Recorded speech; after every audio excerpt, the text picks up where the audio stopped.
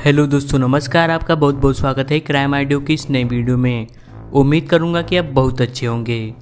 दोस्तों, आज की कहानी इंसानियत को तार तार कर देने वाले एक ऐसे अपराधी की है जिसे पुलिस मारा हुआ समझ चुकी थी और उसका अंतिम संस्कार भी हो चुका था। लेकिन कुछ महीने बाद एक ऐसी सच्चाई से पर्दा उठा जिससे लोग तो लोग, पुलिस वाले भी सिहर गए।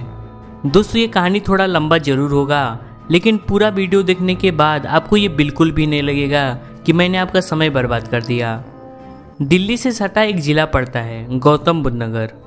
वहाँ अल्फा 2 के सेक्टर नंबर I-33 में संतराम नागर का परिवार रहता था।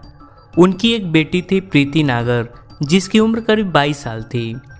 हुआ यूँ कि 7 जून 2014 की शाम जब चारों ओर अंधेरा छा गया था, उसमें प्रीति शाम के अंधेरे में घर के बाहर बिछी चारपाई उठाने आई और वहां से अचानक गायब हो गई। चूंकि उस वक्त इलाके में बिजली नहीं थी, इसलिए किसी ने भी प्रीति को कहीं आते आते नहीं देखा था। प्रीति के पिता संतराम ने पूरे गांव में प्रीति को खोजा, लेकिन वह कहीं नहीं मिली।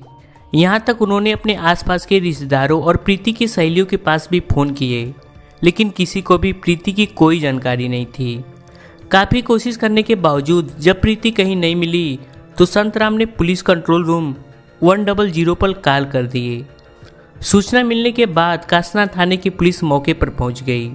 संतराम नागर ने पुलिस को वह सारी बातें बताई जो प्रीति के गायब होने से जुड़ी हुई थी।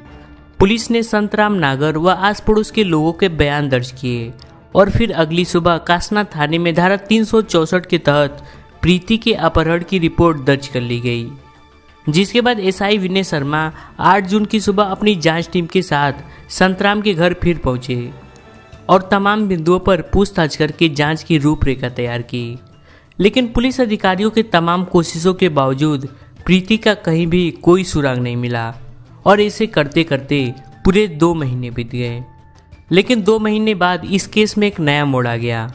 9 अगस्त 2014 के दिन प्रीति के पिता संतराम के मोबाइल पर एक अनजान नंबर से कॉल आई। कॉल करने वाले ने अपना नाम बताए बिना कहा कि वह तिरुपति बालाजी से बोल रहा है और उनकी बेटी प्रीति उसके पास है।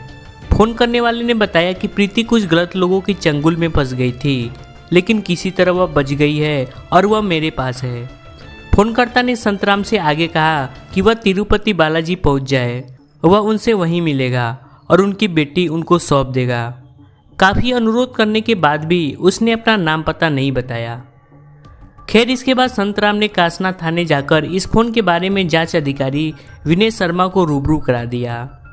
विनय शर्मा ने तुरंत उस फोन के बारे में साइबर सेल से जानकारी हासिल की तो पता चला कि जिस नंबर से संतराम को कॉल आई थी उसकी लोकेशन बेंगलुरु के एक पीसीओ की थी।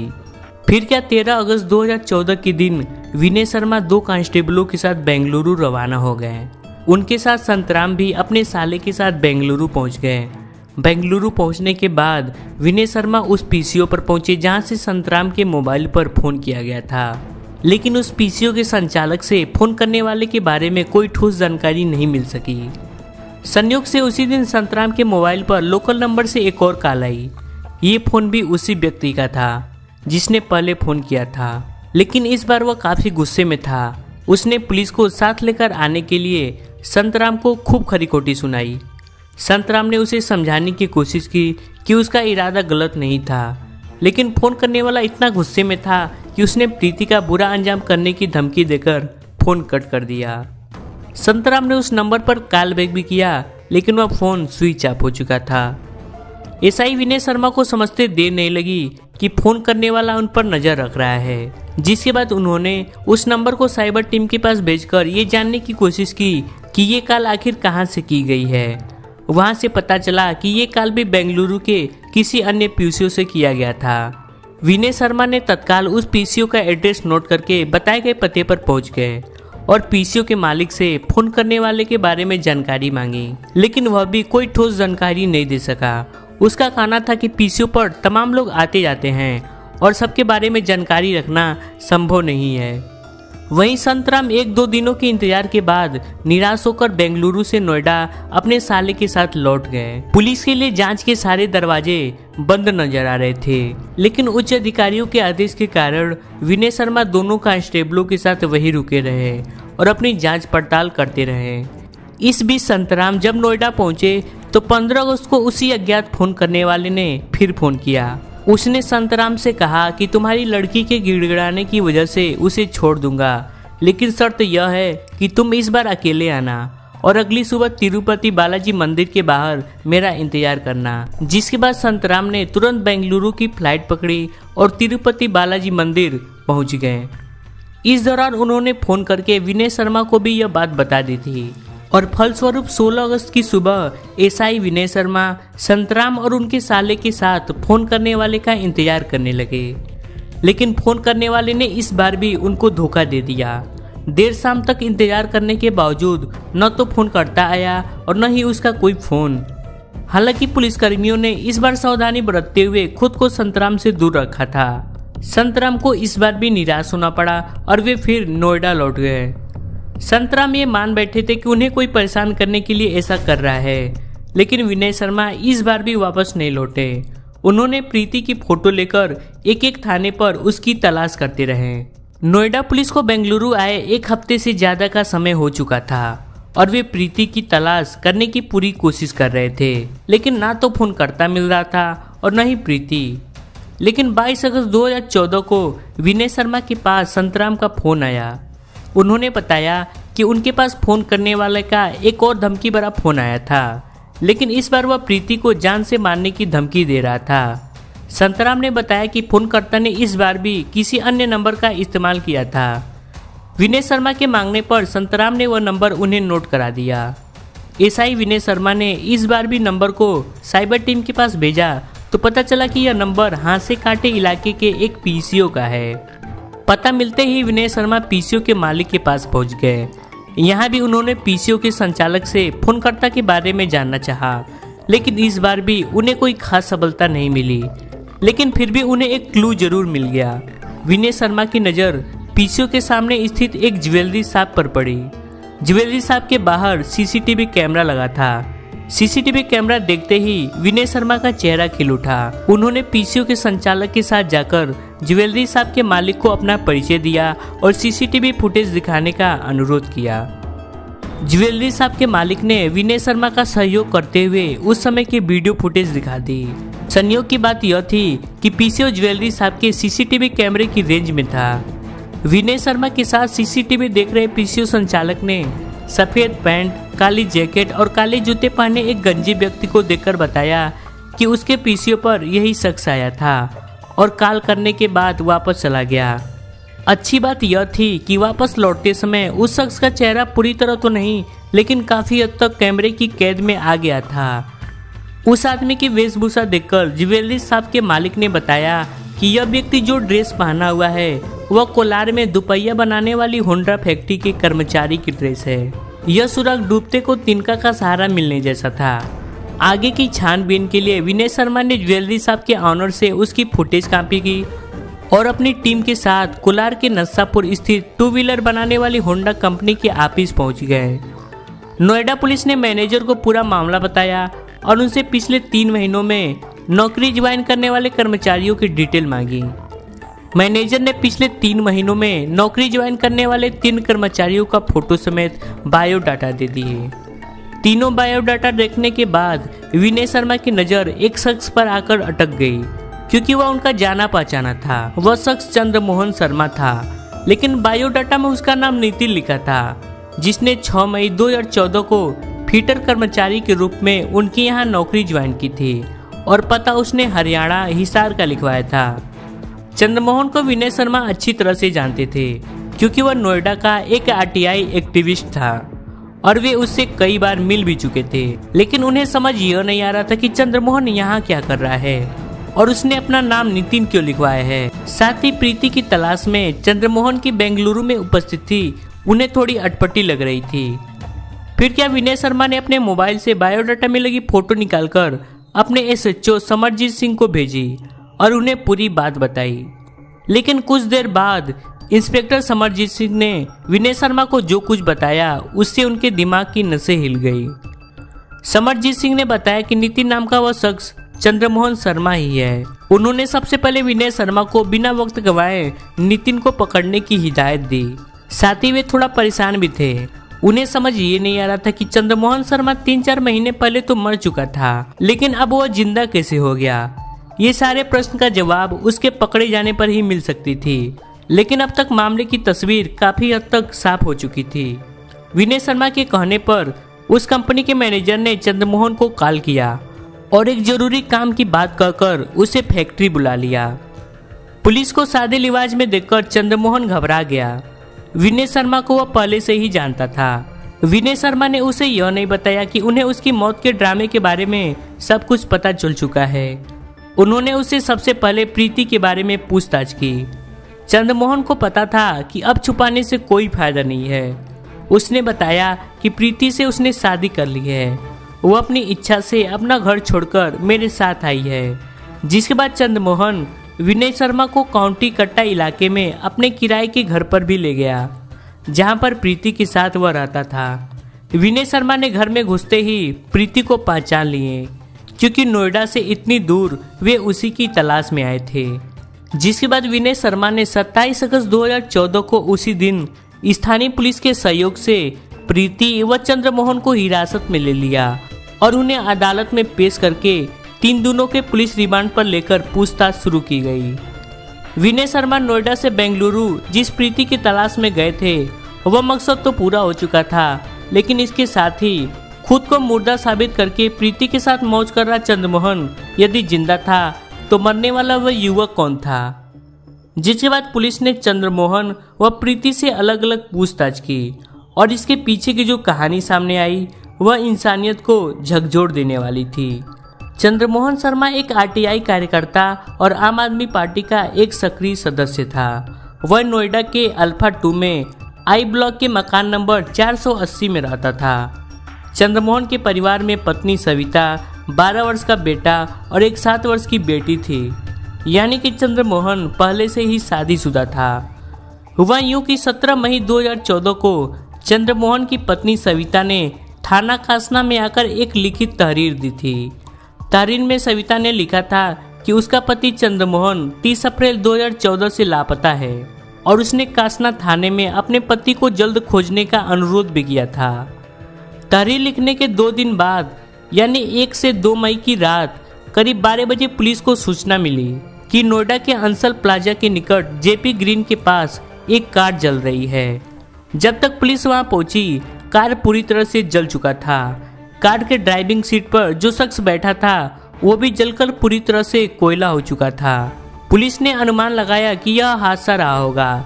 गैस रिसने से कार आग का गोला बन गई होगी और ड्राइविंग सीट पर बैठे युवक को इतनी मोहलत भी नहीं मिली होगी कि वह दरवाजा खुलकर बाहर निकल पाता और वह सीट पर बैठे बैठे जलकर मर गया होगा।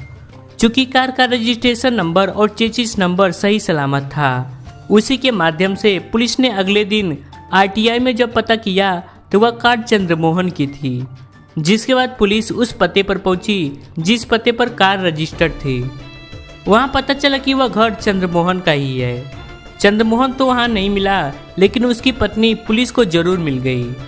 पुलिस ने चंद्रमोहन की पत्नी सविता को बुलाकर कार में लाश की शिनाख्त करवाई। सविता ने लाश के साथ कार भी शिनाख्त कर दी। पहली नजर में पुलिस को यह मामला दुर्घटनावश आग लगने से हुई मौत का लग रहा था, लेकिन सविता ने मामले में हत्या की आशंका जताते हुए 5 लोगों को नामजद करा दिया।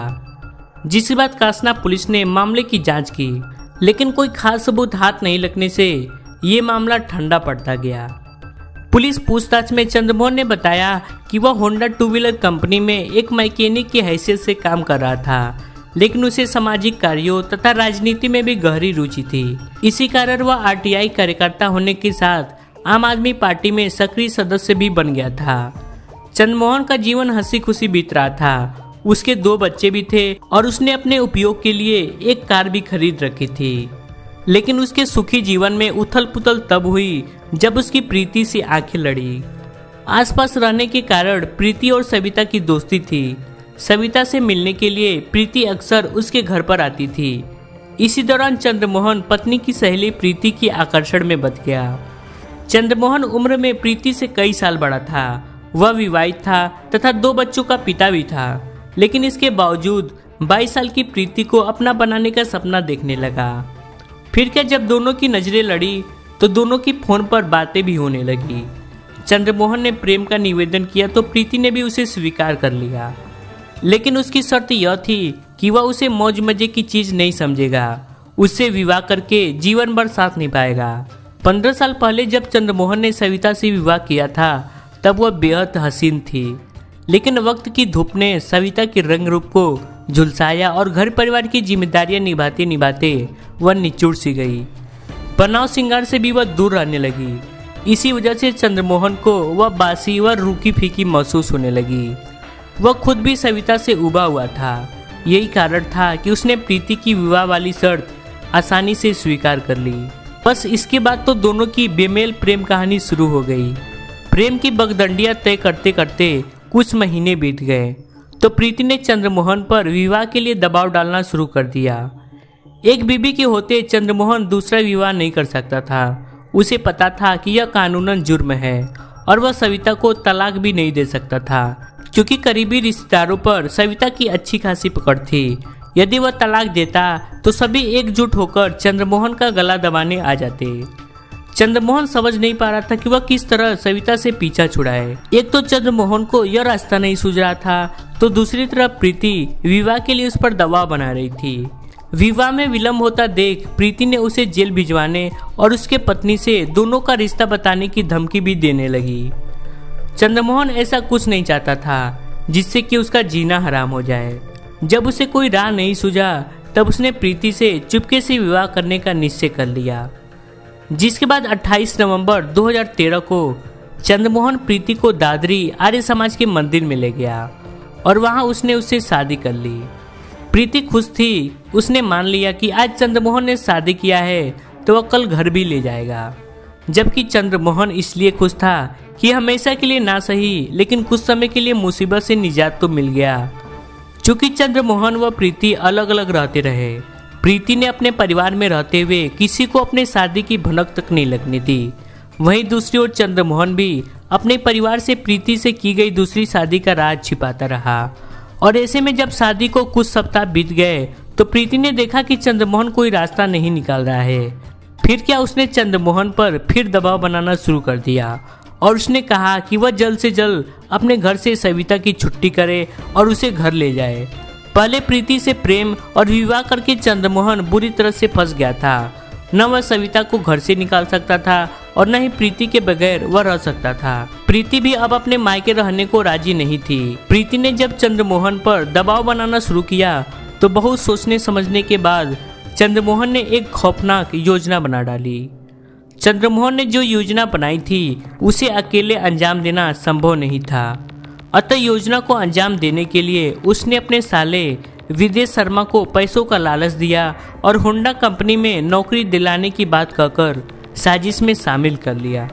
दरअसल अंसल प्लाजा के आसपास एक युवक घुमा करता था। उसकी और चंद्रमोहन की कदकाठी में काफी समानता थी। उस युवक को देखकर चंद्रमोहन के दिमाग में यह आइडिया आया कि क्यों न उस पागल को मारकर स्वयं को मुर्दा साबित कर दें। परिजन व पुलिस मुझे मुर्दा मान लेंगे और कोई मेरी तलाश भी नहीं करेगा। प्रीति को लेकर कहीं दूर चला जाऊंगा और आगे उसके साथ जीवन बिताऊंगा। प्रीति भी चंद्रमोहन के इस योजना से सहमत हो गई।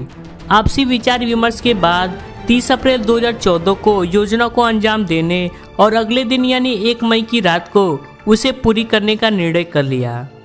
योजना को अंजाम देने के लिए चंद्रमोहन ने सबसे पहले एक पेट्रोल पंप से एक डिब्बे में 3 लीटर पेट्रोल भरवाकर कार में रख लिया और 1 मई की रात को 11 बजे चंद्रमोहन का साला विदेश अंसल प्लाजा के आसपास घूमने वाले पागल युवक को भाला फुसलाकर मोटरसाइकिल पर बैठा लाया।